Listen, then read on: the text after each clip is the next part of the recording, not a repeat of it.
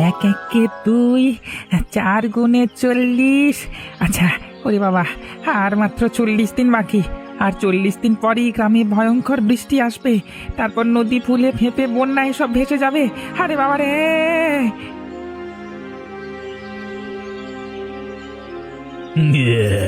ওই দেখো, পাগলা গোকুলের খ্যাপ আমি দেখো, নিজেকে বড় পণ্ডিত মনে করে।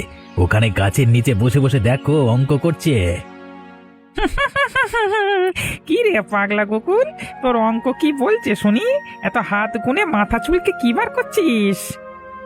ভয়ানক বিপদ আসছে গ্রামে, খুব জোরে বৃষ্টি আসবে গো। কি সব বলছি?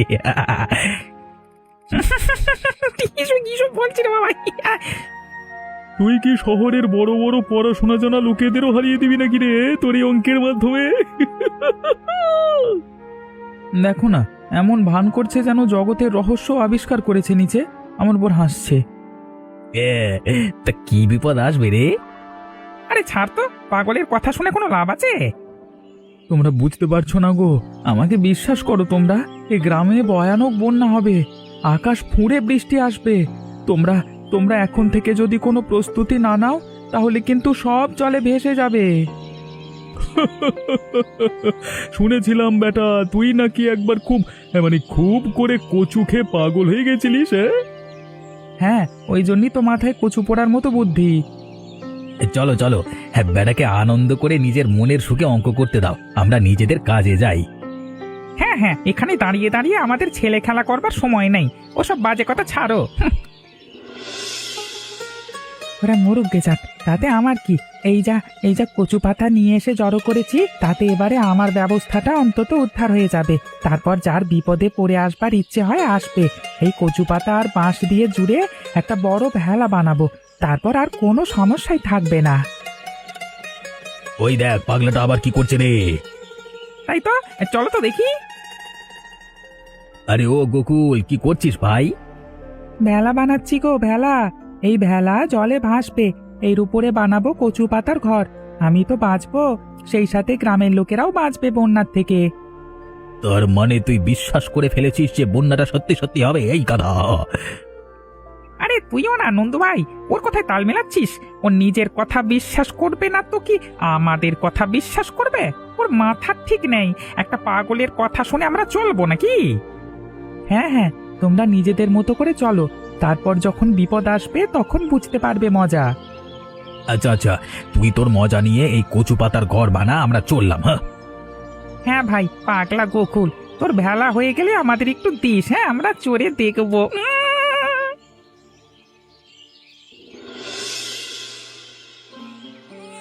আহা, কাঁদে না বাবা, কাঁদে না। দেখ, আমরা এসে গেছি নতুন জায়গায়। আমি জানি তোর খিদে পেয়েছে, কিন্তু আমারও তো কষ্ট হচ্ছে বল। দেখ, তোর মা ক্লান্ত হয়ে পড়েছে। ওই দেখ, ওখানে একটা লোক বসে কি যেন করছে। চল ওখানেই যাই। তুমি কে? এই কচি খোকা কোলে কোথা থেকে আসছো তুমি? দেখে তো মনে হচ্ছে ভয়ানক ক্লান্ত হয়ে পড়েছো, আর তোমার কোলের ছেলেটাও তো খিদেতে কাঁদছে। আসলে হ্যাঁ, আমরা সকাল থেকে কিচ্ছু খাইনি, অনেক দূর পথে হেঁটে এসেছি। কিন্তু এখানে কেন এসেছো? আসলে আমরা থাকতাম এখান থেকে অনেক দূরের গ্রামে। আমার স্বামী মারা গেছে অকালে, আর গ্রামের লোকেরা আমাদের তাড়িয়ে দিয়ে সব জায়গা হাতিয়ে নিয়েছে। তাই বাধ্য হয়ে গ্রাম ছেড়ে চলে আসতে হয়েছে। ওখানে ফিরে যাওয়ার আর কোনো উপায় নেই। এদিকে আমাদের থাকারও কোনো জায়গা নেই, তাই ঘুরতে ঘুরতে এখানে চলে এসেছি। আহারে, তোমাদের দেখে আমারই কষ্ট হচ্ছে। তোমরা চাইলে এখানে থাকতে পারো, এখনো এই ঘরের কাজ বাকি আছে, কিন্তু তাও থাকবার মতো উপযুক্ত হয়ে গেছে। কিন্তু এটা কিসের ঘর? এটা হচ্ছে ভাসমান কচু পাতার ঘর, আমি নিজের হাতে বানাচ্ছি। আসলে সামনে বন্যা আসতে চলেছে তো, তাই বন্যা আসলে এর মধ্যে থাকা যাবে। উম, কিন্তু কিন্তু আপনি আমাকে সাহায্য করতে চাইছেন? কোনো চিন্তা নেই, আমাকে অচেনা মানুষ ভেবে বিশ্বাস করো আর না করো, কিন্তু এই কচি ছেলেটার মুখের দিকে চেয়ে আমি আমি এই আশ্রয়টুকু দিচ্ছি, তুমি থাকো। বড় দয়া আপনার মনে। ঠিক আছে, আপনার যখন দয়া হয়েছে, আমি এখানেই থাকবো। আমি ঘরের ভেতর থেকে খাবার পাঠিয়ে দেব। কি গো পার্বতী, আজ তো বাজারে সবজির দাম সস্তা দেখছি, তুমি একটু বেশি করে নিয়ে যাবে তো? সব সময় তোমাদের আমার দিকে নজর কেন গো? নিজেরাও তো একটু বেশি করে নিতে পারো। আমি মরছি আমার জ্বালায়, আর তোমরা আমার পেছনে লেগে বসে আছো। বাবা, এই কেন, তোমার কি হলো গো বউ? সত্যি, আমরা যখন পার্বতীকে দেখি সব সময় যেন পার্বতী তেলে বেগুনে জ্বলতে থাকে। বলি একটু শান্ত হয়েও তো থাকতে পারো নাকি? শান্ত হয়ে আর থাকবো কি করে? চোখের সামনে যা সব অঘটন দেখছি। কি হয়েছে, কি হয়েছে? আরে আজকে আবার কি নতুন খবর আছে তোমার কাছে? ওই শয়তান পাগল গোকুলের পাশে থাকলে কি আর খবরের অভাব আছে? আমার যত কপাল খারাপ যে ওর প্রতিবেশী হয়ে থাকতে হচ্ছে আমাকে। কেন, কি করেছে সে? বেচারা তো নিজের অঙ্ক, আর আজকাল শুনছি কি কচু পাতার ঘর নিয়ে সুখে আছে। সে তো কারো ধান্দায় থাকে না। তোমরা কি করে জানলে যে ধান্দায় থাকে না? তোমরা তো আর চোখের সামনে দেখোনি। এদিকে ওই কচু পাতার ঘর বানিয়ে সেখানে তো একটা অন্য গ্রামের বিধবাকে নিয়ে তুলেছে বলে ছোকছোকানি তো কম নেই। কি বলছো কি তুমি? এটা তো বিশ্বাস করা যায় না। তাহলে কি ওই নতুন বাড়িটা বানিয়েছে আমাদের বন্যার নাম করে হুলো বানিয়ে পেছন থেকে মেয়ে মানুষ নিয়ে ঘর করার জন্য? সেটা তোমরা যাই মনে করো, কিন্তু গ্রামের পরিবেশ ভালো রাখার জন্য এসব কিন্তু একদমই উচিত নয়। সেটা তো ঠিক কথাই। ওর কি কোনো লজ্জা শরম নেই নাকি? আর মেয়ে মানুষটাই বা কেন যে একটা পাগলের ঘরে উঠে এলো? আমাদের নিশ্চয়ই একটা ব্যবস্থা করতে হবে। চলো চলো সবাই, আমাদের জানতেই হবে। বলি নাক লজ্জার মাথা খেয়ে এই গ্রামে এসে নোংরামো করা চলবে না। কোথায় সেই পাগলের বাচ্চা? বেরিয়ে আয়, বেরিয়ে আয় বলছি।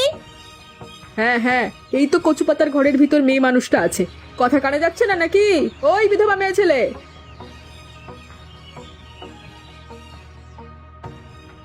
নিজের স্বামীকে মেরে পাগলের ঘর গোছাতে এসছিস? নিজের গ্রামে এই চরিত্রের জন্যই তো জায়গা হয়নি, সেজন্য আমাদের গ্রামকে খারাপ করতে এসছিস তুই? তোমরা কি কথা বলছো কাকে?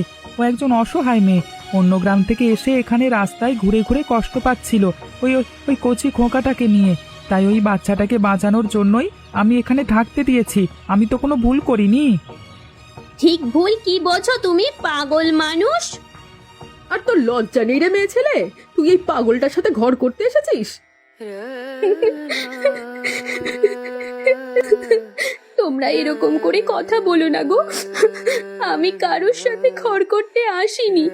আমি বড় অসহায়। আমি নিজেও এখানে থাকতে চাইনি, কিন্তু আমার খোকাটা মরে যেত। যদি আমি এখানে না আশ্রয় নিতাম, আমার সত্যি খোকাটা মারা যেত। তোমরা এরকম পাষাণ কেন গো? যখন ও রাস্তায় ঘুরে ঘুরে কষ্ট পাচ্ছিল তখন তো কেউ ওকে সাহায্য করনি, বা ওর খোকাটাকে একটু দুধ জলও দাওনি। তাহলে এখন তোমাদের গায়ে ঝাল লাগছে কেন? দেখেছো ওই পাগল কিরকম ভালো ভালো কথা বলছে এখন? কেন, তোর অঙ্ক এখন সব বন্যার জলে ভেসে গেল নাকি? ওগুলোকে না ছিনালি বলে রে। ভেতরে ভেতরে নোংরামো ভরে রেখেছে, আর আমাদের চোখে পাগল সেজে ঘুরে বেড়ায়। আমাকে ক্ষমা করে দিন, আমার জন্য ওনাকে কিছু বলবেন না। আপনারা বিশ্বাস করুন, আমি আমি মানে আমার খোকাটা একটু ঠিক হয়ে উঠলেই আমি চলে যাব। আপনাদের কথা দিচ্ছি। ভাগো বলছি এখান থেকে, ভাগো। আমি পাগল না, তোমরা পাগল। উল্টোপাল্টা কথা বলতে এসেছে এখানে। একদম উল্টোপাল্টা কথা বলবে না বলে দিচ্ছি। আমি তোমাদের খাই না পড়ি যে আমি তোমাদের কথায় চলবো? তোমরা এখানে স্কুল বাড়ি খুলে বসোনি যে আমাকে তোমাদের কাছে শিক্ষা নিতে যেতে হবে। যত সব। ওরে বাবা রে, পাগল তো তেড়ে আসছে রে। পালাও পালাও, কামড়ে দেবে কামড়ে দেবে। আর শোনো তুমি, আমাদের গ্রামের লোকজন হচ্ছে 1 নম্বরের স্বার্থপরের জাত। ওরা যা বলবে একদম ওদের কথায় কান দেবে না। তুমি নিজের কাজ করো। বন্যা আসতে আর বেশি দিন বাকি নাই। আমাদের সব কিছু গুছিয়ে নিতে হবে। মাত্র 25 দিন বাকি। 25টা দিন কষ্ট করে নাও, তারপর দেখবে ওই শয়তানদের দল আমাদের পায়ে এসে পড়বে। তখন দেখাবো মজা। আচ্ছা, একটা কথা বলবো আপনাকে, মানে একটা কথা জিজ্ঞাসা করব। হ্যাঁ বলো, কি বলবে? আপনি কি সত্যি সত্যি পাগল? না মানে গ্রামের লোকেদের দিকে তেড়ে গেলেন, আমার কিন্তু দেখে বেশ হাসি পাচ্ছিল। আরে বাবা, গ্রামের লোকে তো তাই বলে। আর তাছাড়া পাগলই হই বা যাই হই, আমি অঙ্ক করতে জানি। আকাশ দেখে বা বাতাসের গতিবেগ বুঝে বলে দিতে পারি পরিবেশ এখন কেমন আছে বা কোন দিকে যাবে। নদীর জল দেখে আমি বুঝতে পারি বন্যা আসবে নাকি খরা হবে। তাহলে তো আপনি পাগল নন, আপনি শহরে অনেক উচ্চ শিক্ষিত মানুষদের থেকেও বেশি জ্ঞানী। নিজের জ্ঞান কখনো আমি লোকের কাছে জাহির করি না। তা লোকে যা ভাবে ভাবুক, আমার কিছু যায় আসে না। আপনার কি মনে হয় বন্যাটা সত্যি আসবে? তা নিয়ে কোনো সন্দেহ নেই। তাহলে তো সবার অনেক ক্ষতি হবে। তবে ওরা আপনার মর্যাদা ঠিক বুঝতে পারবে একদিন, আমি জানি। হ্যাঁ, সেসব কথা আমি ভাবি না। তবে বন্যার পর সবাই বুঝতে পারবে নিজেদের ভুল, সেটা আমি বেশ ভালো করেই বুঝতে পারছি। তবে কালকে থেকে কিন্তু তুমি আমাকে মন দিয়ে সাহায্য করবে। আসলে আমি নিজে একটা সহকারী খুঁজছিলাম, তাই ওপরওয়ালা তোমাকে পাঠিয়ে দিয়েছে। ওই ঘরটা তৈরি করে ফেলতে পারলেই তো আমরা বেঁচে যাব। হ্যাঁ হ্যাঁ, তখন দেখবে যে গ্রামের বিপদে পড়ে অনেক মানুষ এসে সেখানে জুটেছে। যারা তোমাকে এখন অপমান করে গেল, তারাও দেখবে নিজের নাক লজ্জার মাথা খেয়ে প্রাণের দায়ে এসে জুটবে ওখানে। যাই হোক, এখন খাওয়া দাওয়া করে নিন, কাল সকাল থেকে আমরা কাজে লেগে যাব। ওটা তৈরি করে ফেলতে হবে তো। ভাই, আকাশের যা অবস্থা, এ তো দেখছি এমনি এমনি থামবে না। হ্যাঁ, আমি নিজের চোখে দেখে এসেছি খানিকক্ষণ আগে যে নদী ভীষণভাবে ফুলে উঠেছে। আমি জন্মেও নদীকে এত বড় হয়ে ফুলতে দেখিনি। তার মানে তো নদী এবারে গ্রামের মধ্যে আছড়ে পড়বে। এমনিতেই বৃষ্টিতে আমাদের চারিদিকে জল জমতে শুরু করে দিয়েছে। এবার আমাদের ঘরদোর সব ভেসে যাবে মনে হচ্ছে তো। পাগল ঠিক কথাই বলেছিল দেখছি। ঘরদোরের কথা ছাড়ো, নিজেরা বাঁচবো কিনা সেটাই তো বুঝতে পারছি না। কিন্তু দেখো, ওরা নিশ্চিন্তে এখনো ঘরের ভেতরে আছে। দেখেছো ওদের অবস্থা, কেমন সবাই বিপদের মধ্যে পড়েছে।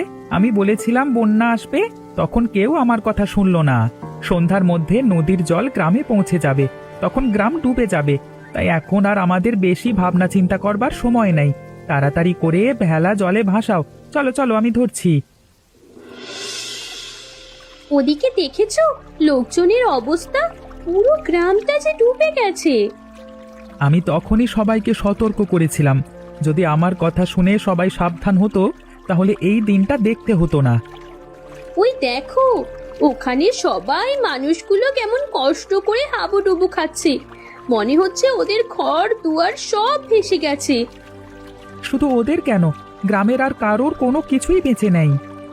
কিন্তু তুমি তো বলেছিলে ওদের সাহায্য করবে। আমাদের এখন ওদের সাহায্য করা উচিত। তাহলে আমাকে সাহায্য করো একটু, ভেলাটাকে ওদিকে নিয়ে যাই আমরা।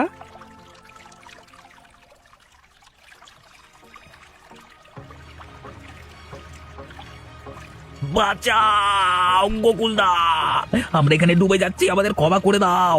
আমাদের সবকিছু শেষ হয়ে গেল, তোমরা না বাঁচালে আমাদের কে বাঁচাবে বলো? আমাদের শেষ আশ্রয়, বাড়ি ঘর দুয়ার গরু ছাগল সব শেষ হয়ে গেছে। এমনকি চাষের ফসল পর্যন্ত আর ঘরে তোলা হলো না। আমাদের বড় ভুল হয়ে গেছে। আজকে আমাদের অহংকার আর অজ্ঞানতার জন্য এই অবস্থা হয়েছে আমাদের। ক্ষমা করো আমাদের, তুলে নাও তোমাদের ভেলায়। আমি বুঝতে পারছি এবারে তুমি পাগল নও, তুমি আমাদের জীবন বাঁচালে। ধন্যবাদ ধন্যবাদ দাদা, পাগলো দাবের চুমুকাই। কিন্তু এখনো গ্রামের অনেক মানুষ অসহায় অবস্থায় মৃত্যুর সাথে পাঞ্জা লড়ছে। আমাদের গিয়ে তাদেরকে বাঁচাতে হবে। হ্যাঁ, আর আমরা সেই কাজ করতে পারবো না, তোমাদের সাহায্য লাগবে। পাপের প্রায়শ্চিত্ত করবার একটা সুযোগ যখন পেয়েছি তখন আর ছাড়বো না। চলো চলো, আমরা তোমাদের হাতে হাত দিয়ে সাহায্য করব, চলো।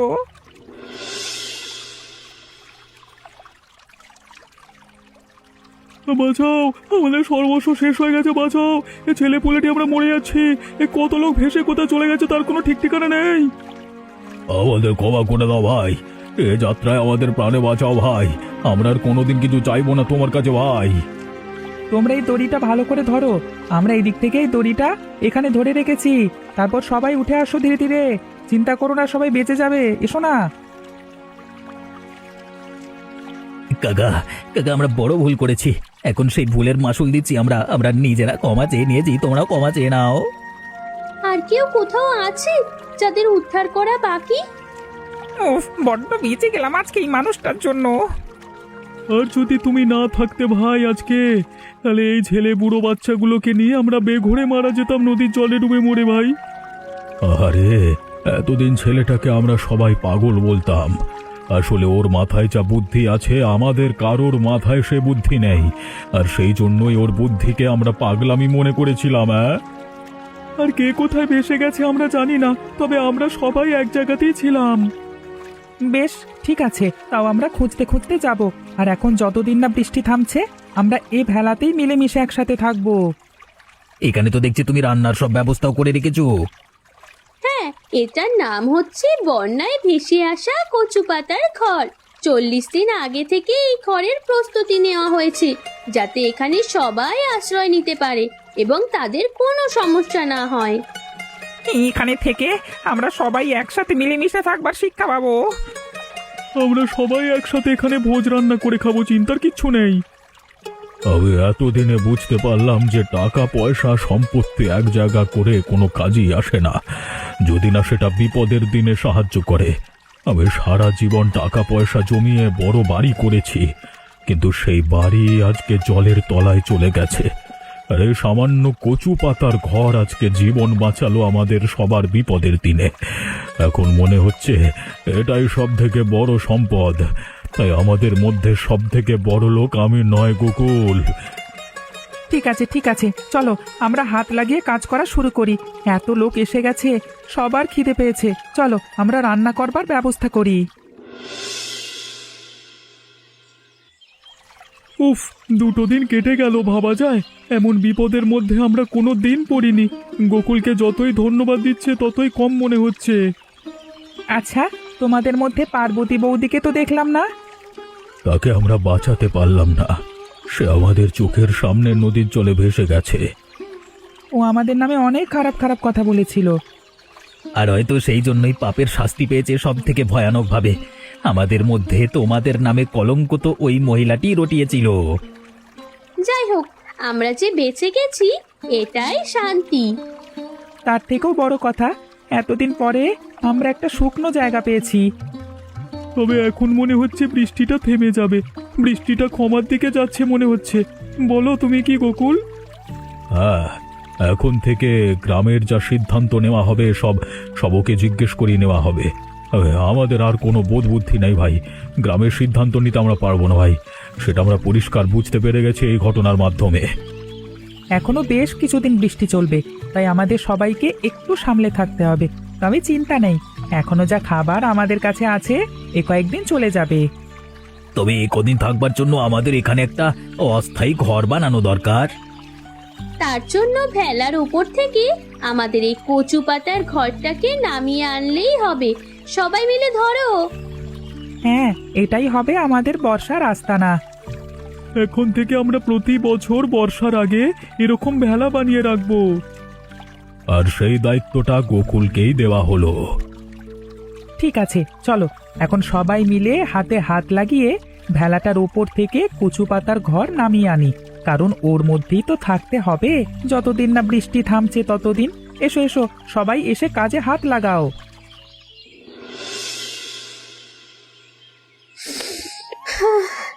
গ্রামের যা অবস্থা হয়েছিল তাতে মনে হয়নি যে গ্রাম আবার আগের রূপে আসতে পারে। তবে এই বিপদ এখন আর অনেক বছর আসবে না। এটা মনে হয় গ্রামের লোককে দেওয়ার জন্য উপরওয়ালার একটা শিক্ষা ছিল। কালকে একটা কথা শুনেছিলাম তোমার নামে। আবার কি কথা? মোড়লবাবু বলছিলেন যে গ্রামে নতুন স্কুল বানানো হবে, সেখানে তোমাকেই প্রধান শিক্ষক করা হবে, সেটাও অঙ্কের। সেই দায়িত্ব তোমাকে দিতে চাইছে সবাই। উনি বলেছিলেন যে গ্রামের সবাই তোমার কাছে ঋণী, আর এটাই ঋণ শোধ করার একমাত্র উপায়। আমি অঙ্ক করেই খুশি, আমি আর অন্য কিছু জিনিস ভাবতে চাই না। তবে আমাদের ভবিষ্যৎ সম্বন্ধেও ভাবতে হবে তো, সেটা কি তুমি ভাবতে চাও না? আহা, সেটা তো ভাবতেই হবে। আর তাছাড়া গ্রামের সবাই এখন চায় আমরা বিয়ে করে নতুন জীবন শুরু করি, তোমার তাতে মত আছে তো? আহা, তোমার কি মনে হয় আমি আপত্তি করব? পার্বতী বৌদিদের ঘরটা কেমন যেন খালি পড়ে আছে। ওটা গ্রামের মানুষদের জন্য একটা শিক্ষা, আর কেউ যেন এরকম কাউকে অপমান করতে না পারে। ওই ঘরটার দিকে তাকালে সবার মনে পড়বে যে অপমান করলে তার শাস্তি কেমন হয়।